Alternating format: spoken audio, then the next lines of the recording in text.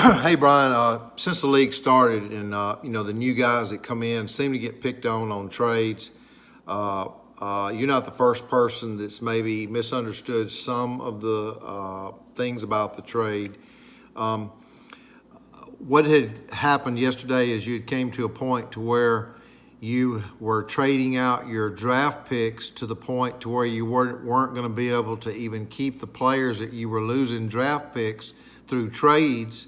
So you were at one point, I thought you were being creative, out of the box, bold, and just building your three keepers. But with the Phillip Rivers trade, suddenly, I don't know how many trades you had, but you had more trades and gave up more draft pick positions. If they all would have went through, then you could keep the players. So somewhere you were beating yourself in the head there. And I think other members of the group saw that and vetoed like they did. You had made the comment about saving Baltimore's defense. And, actually Baltimore and Jacksonville Jaguars last year averaged almost 0.6 points more than the third and fourth rated defenses, and as much as a whole point more than some of the lesser defenses. So in our league, Mark Niemi, who won last year, he won 4 games by less than 1 point. Just keeping or assuring yourself you're going to get the 1 or 2 best defenses on your team, that's one of the most consistent players you can have. A great player can have a good week and then a bad week, but a defense like the Ravens, that historically good, even the Steelers, who's backed off some, and the Jaguars, who maybe are for real this year, that's a pretty good thought and move. But I will say there's never been a defense kept in our league. You primarily keep a quarterback, a running back, and a wide receiver as your 3 players. Some people go with a strategy of 3 wide receivers because our wide receivers are uniquely stronger in our PPR league by a small percentage than in a regular PPR league. And, of course, our quarterbacks are much stronger than in a regular PPR league. That's why quarterbacks are valued so high. You cannot wait to the 6th and 7th round to pick up a quarterback. You can, but that quarterback's going to be a quarterback nobody thinks is going to do good, and then he would have to do way better than anybody thought he would, and that can happen. Tom Savage won our championship one year, but he was just a substitute and actually played well that week. And Tom Savage brought the Bulls to a championship a couple years ago. So there's anything that can happen. I think you can keep none. You're going to have just as good of a first 3 guys as if you keep Evans and Alex. Jimmy Graham would be a real sleeper if he ended up a top 5 tight end. Because generally speaking in our league, there's no more than 2 tight ends that are kept. There can be a third one, but which would be Zach Ernst this year. I'm sure that Kelsey and Gronk are going to be kept. And yes, the same thing goes.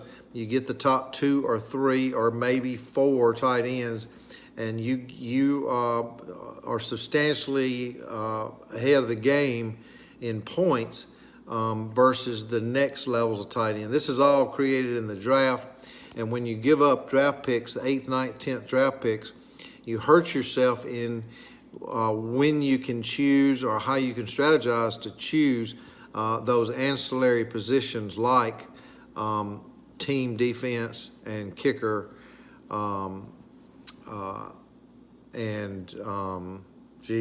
that's those 2.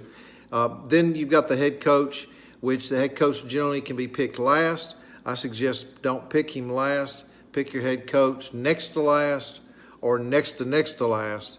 Always save your defensive player for the very last pick. Defensive players are interchangeable. You have to pick one in the draft, but you do not have to hold and you can choose to not play a individual defensive player every week and hold an additional offensive player, but you really don't want to do that either. I don't think.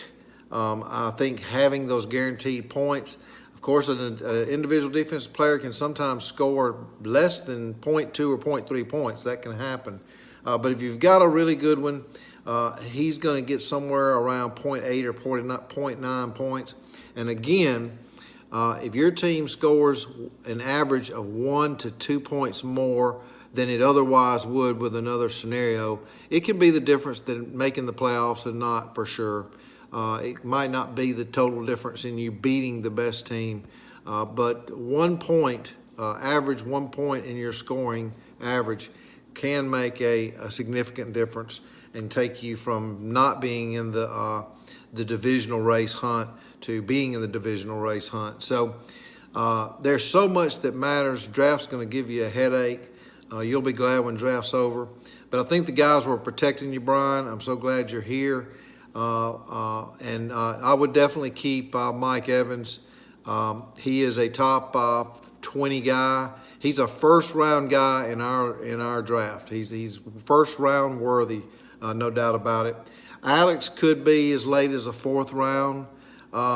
He's not impressed me in the preseason that much, but at the same time, he is he's a good quarterback. So I don't think you're going to do a whole bunch better.